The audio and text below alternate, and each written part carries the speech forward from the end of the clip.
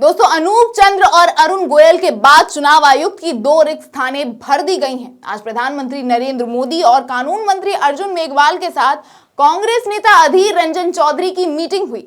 चुनाव आयुक्त के रिक्त स्थानों को भरने के लिए की गई इस मीटिंग से जैसे ही कांग्रेस नेता अधीर चौधरी बाहर निकले, वैसे ही उन्होंने कुछ ऐसा बोल दिया जिससे यह पता चल गया दोस्तों कि ये नियुक्ति में कितना पक्षपात हुआ है।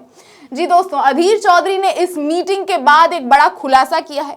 क्या है वो खुलासा, आइए जानते हैं। मैं उम्मीद करूंगी कि आप इस वीडियो के अंत तक मेरे साथ बने रहेंगे।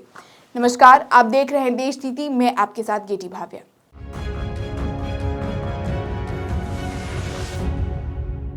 देश नीति, केवल सच्ची और पक्की खबरें। पिछले महीने अनूप चंद्र चुनाव आयुक्त से रिटायर हो गए थे, जिसके बाद अरुण गोयल ने भी अचानक बिना कारण चुनाव आयुक्त की पदवी छोड़ दी। हालांकि लोकसभा चुनाव जहां इतने पास हैं, वहीं चुनाव आयुक्तों की 2 पदवी पर कोई विराजमान नहीं थे।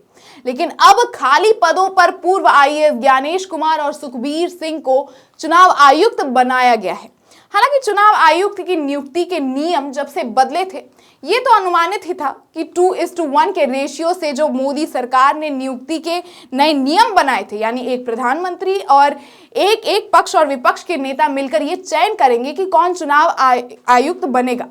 सब जानते थे कि चुनाव आयुक्त तो मोदी सरकार के पसंदीदा आदमी को ही बनाया जाएगा। लेकिन क्या आप जानते हैं कि इस अनुमान को आज मोदी जी ने सच कर दिखाया है।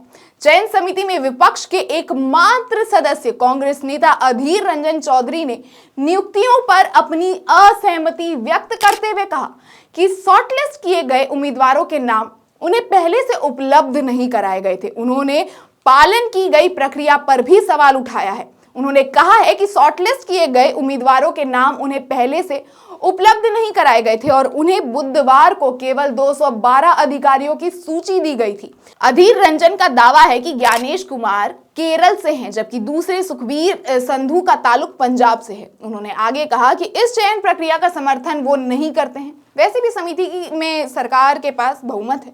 एक रात पहले ही उन्हें 212 नामों की लिस्ट मिली। इतने कम समय में 212 नाम की जांच और समीक्षा करना संभव नहीं है। बैठक में सरकार की तरफ से 212 में से 6 नाम आगे दिए गए। मतलब सोचिए दोस्तों, ये तो साफ ही था कि सीजेआई को आउट किया गया है। 2:1 के रेशियो से सत्ता की पार्टी की बहुमत को ज्यादा रखा गया है, लेकिन शायद दिखावे के लिए ही विपक्ष को शामिल कर लिया गया। तो उन्होंने विपक्ष के एक नेता को जहां शामिल तो कर लिया, लेकिन नाम के जंजाल में उन्हें फंसाकर अपनी ही मनमानी कर डाली। अब ऐसे में सोचने वाली बात यह है कि दोनों नामों में ऐसा क्या है कि इन्हें सत्तारूढ़ पार्टी ने चुनाव आयुक्त के लिए चुना है। तो मैं आपको बता दूं कि ज्ञानेश कुमार कुछ दिन पहले ही सहकारिता मंत्रालय यानी मिनिस्ट्री ऑफ कॉर्पोरेशन के महासचिव पद से रिटायर हुए हैं। और आपको बता दूं कि ज्ञानेश ने जिस मंत्रालय के गठन के समय से लेकर अब तक काम किया है, वो सहकारिता मंत्रालय गृह मंत्री अमित शाह के अंतर्गत आता है। और इससे पहले ज्ञानेश कुमार गृह मंत्रालय में कश्मीर डिवीजन के जॉइंट सेक्रेटरी थे। उनके समय ही धारा 370 हटाई गई थी। गृह मंत्रालय के साथ काम करते हुए उनकी जम्मू कश्मीर पुनर्गठन विधेयक की तैयारी में भी सक्रिय भूमिका रही। गृह मंत्रालय में ज्ञानेश पदोन्नत होकर एडिशनल सेक्रेटरी भी बने थे। वहीं पूर्व आईएएस अधिकारी सुखबीर संधू को जुलाई 2021 में ओम प्रकाश की जगह उत्तराखंड का नया मुख्य सचिव नियुक्त किया गया था, जहां पहले से ही बीजेपी की डबल इंजन सरकार है। अब ऐसे में ये अंदाजा लगाना कि ये चुनाव आयुक्त की नियुक्ति क्या बताती है, ज्यादा मुश्किल नहीं है।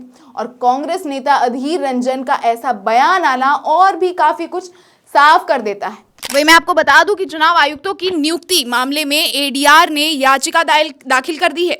प्रधान न्यायाधीश डीवाई चंद्रचूड़ की अध्यक्षता वाली 5 जजों की संविधान पीठ और गैर सरकारी संगठन एसोसिएशन फॉर डेमोक्रेटिक रिफॉर्म्स की ओर से दायर याचिका पर सुनवाई करेगी। एनजीओ ने मुख्य चुनाव आयुक्त और अन्य चुनाव आयुक्त अधिनियम 2023 की धारा 7 की वैधता को चुनौती देते हुए इस पर स्थगन आदेश देने की मांग की है। अब जैसे में ये सभी बातें उठ रही हैं, तो सवाल भी उठता है कि क्या अब मोदी जी के 400 के पार नारे जो लग रहे हैं, सच होने वाले हैं?